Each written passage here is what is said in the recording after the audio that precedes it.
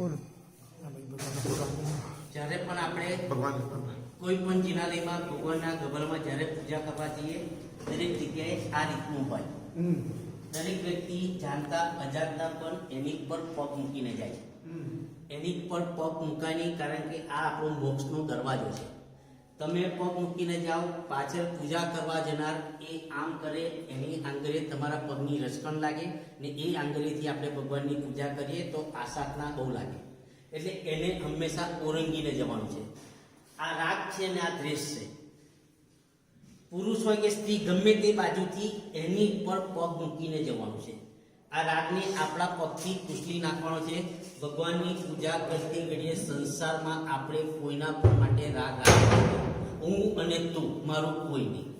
જ્યારે પૂજા કરીને બહાર નીકળો ત્યારે દ્વેષને કુટલી નાખવાનો છે.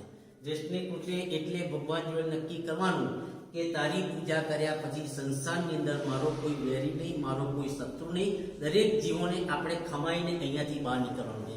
તે રાગ અને દ્વેષને પગથી કુટલી નાખવાનો છે.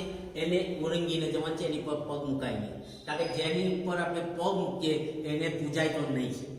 આપણે એક બાજુ પગ મૂકીએ ને પછી પાછા એને વંદન કરીએ, એટલે એ તો બનવું જ ના છે. બને તો એને ઓરંગીને જવાનું અને એ રાગ અને દ્વેષને પગથી આપણે કુટલીને જવાનું.